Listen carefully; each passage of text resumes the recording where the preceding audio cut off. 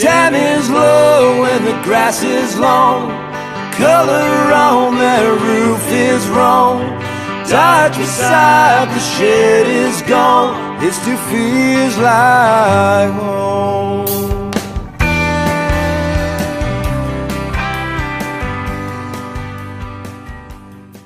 Hi, I'm Nellie from Woodvale, Victoria, Australia, and welcome back to my YouTube channel.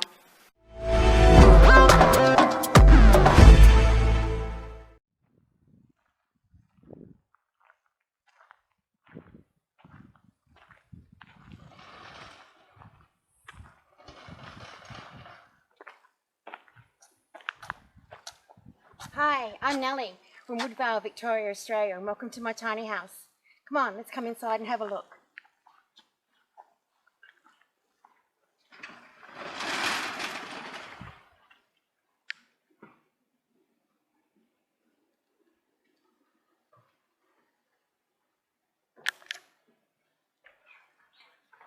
Welcome to my home. This is my home. I purchased this property in 2000. It's 20 acres in the bush, right near the National Park. It's 2 railway carriages with a space in the middle. And the railway carriages were goods train carriages. They were built in Newport in 1965. They were already located on the property here in this position when I purchased it, and I've just renovated it and made it my own. Thank you so much. So welcome to the heart of my home. This is my kitchen. I'm off the grid. I have a 3 kVA power system and I have bottled gas. So just because you're off the grid does not mean that you have to compromise on anything. This is my freezer here. This is a new one. I've only had that for about 2 years. The prices of fridge and the energy efficiency of fridges has really come right down. This is my stove and an oven, full oven, griller, all under here. This is an English model. This is designed for bottled gas. I have pot drawers in here. Pot drawers are a really good design because you can fit a lot more things into the drawers, which enables you to actually be able to stack things a lot better, because I really love my cooking and I won't be compromised under any circumstance on tiny space. I have no overhead cupboards because being so little, to actually reach the overhead cupboards is actually pretty dangerous. I always have to climb. So I thought that was just pointless. So having all the pot drawers and making a whole horseshoe or a U-shaped kitchen was probably the best way to go. I have a microwave. The microwave comes from Aldi. I only really use it for defrosting. I don't really cook in it, but usually it's the end of the day and the power's all up to the maximum. All the generators on when I use it. And a little freezer. Little freezer and double door pantry. There's my pantry in there. And I have a small freezer. These freezers come from Big W. This is Avante. Prior to this, I had the fridge in Avante as well, just a bar fridge. And that also is a very energy efficient freezer. This is my dining room area. This is my sitting area. Most people that come out to visit me, they don't come to actually sit inside the house. We go to sit outside. So this is just basically for meals and things like that, this area here. And then we have the fun part. This is the sewing room. So in this area here, there are 6 quilts that are on the go. There's 2 quilts that are finished. There's 4 sewing machines, 2 ironing boards, 2 irons. Irons are obviously a problem. One that I use most of the time is a 700 watt iron, and I find that that's pretty good with the power system. It's about being organised. It's about making sure that you've got everything packed, just making sure that you actually... I obviously don't have a big stash of fabric. I basically buy as I need. And so consequently, I'm able to sort of like store it. If I'm working on a project and I'm working on a quilt, the fabric that I'm using at that particular time is usually out laid on a table, so that it's all here for me that I can see it. And I just cover it up with one of these cloths so that it keeps the dust off it and it keeps it clean. That way then you're not continually going back into the drawers, getting stuff out, what have you. These are my family photos, and what I've done with these is behind each frame is multiple photos. So every now and then when I do a big dust and clean, I'll pull the frames apart and I'll change and rotate the photos around.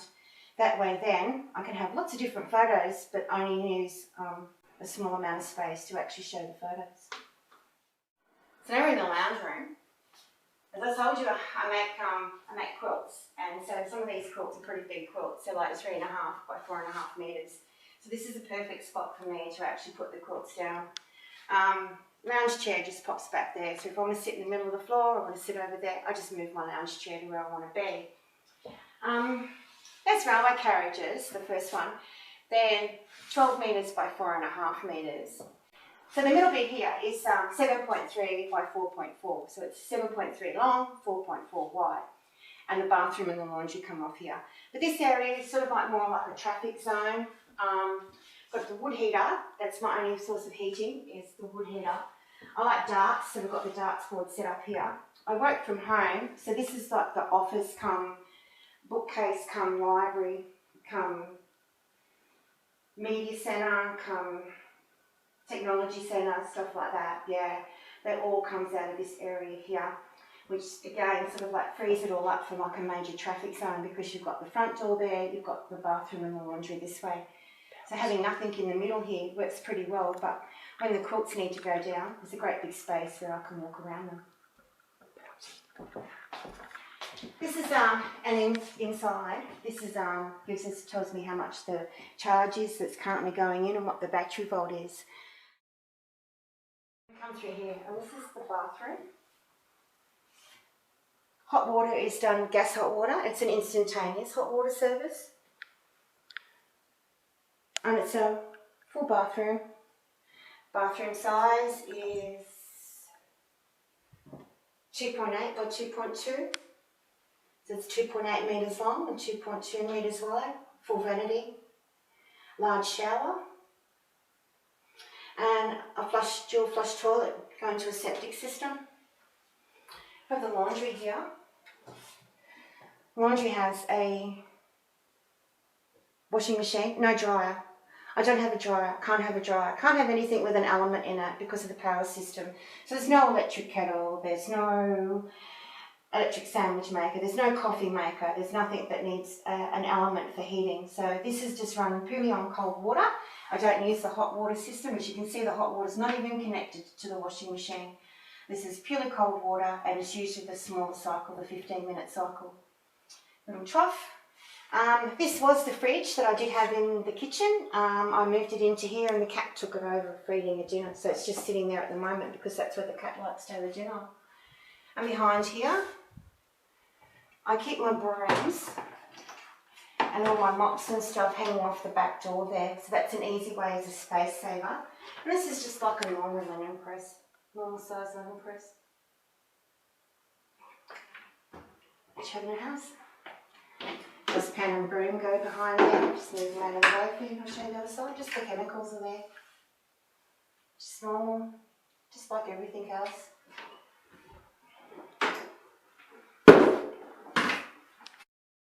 So now we're starting to go back into the second carriage. Again, as I told you, they're 12 metres by 4.4. This one here's got the bedroom. There's a walk-in wardrobe behind here. This is a double bed in here, and 2 bedside tables. One of the things that I really can't stand is I have to be able to walk around the bed. So I have to be able to change the bed, I have to be able to change the sheets. I just couldn't cope without, not being able to walk around the bed to be able to do that. So I definitely have to have an island bed. That's one of the things that I really like and have to do in my home. And this is the wardrobe here. It's a walk-in wardrobe. And that is actually all my clothes hanging up there. Usually my winter clothes get stacked back away into a box, but at the moment I have them all out, just to show you exactly how minimal you have to live. Now this part here, this is the back half of this other carriage, and I haven't done this out. This is how the goods train carriages are on the inside. The reason why I didn't do this one out is because usually I have a lot of water and I grow all my own vegetables and herbs, and I dry them, I preserve them, and so I need an area like this where I can actually dry the seeds and dry the herbs. But as you can see, because I've had no water for at least the last 3 years, it's turned into a little bit of a dumping ground, because I've got no herbs drying and no veggies drying, no seeds drying. But I guess everyone has a junk room, and currently this is mine. That's another one of those little fridges. In summertime I they were so economical, I could run two. So one was for food and one was for drinks, but now I've got the real big one. I don't need to run the little fridges anymore. And that big fridge uses less power than these two little fridges put together. So it's really economical, so I don't use it anymore. So just got them sitting there looking for a new home. Really good things about living tiny is to always have a really good outdoor space. And this is mine. I've chosen not to have it covered because I think the heat actually builds up underneath the cover.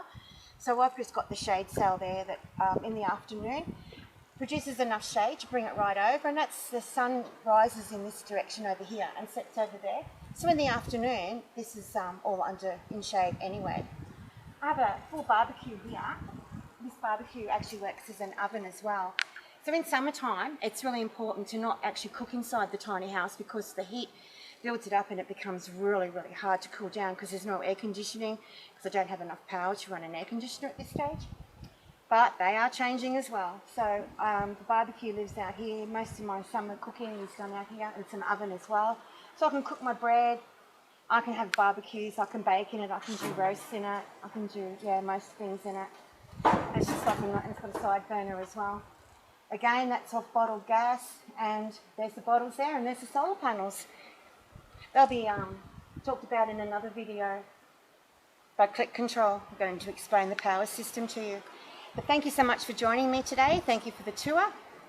I look forward to seeing you at the Tiny House Festival and catching up with you. Until then, don't forget to hit the subscribe button on my YouTube channel and follow me on Instagram, Nellie Holmes Quilts, Facebook, Nellie Holmes, and my YouTube channel, Nellie Holmes. Until I see you then, thank you so much for your time.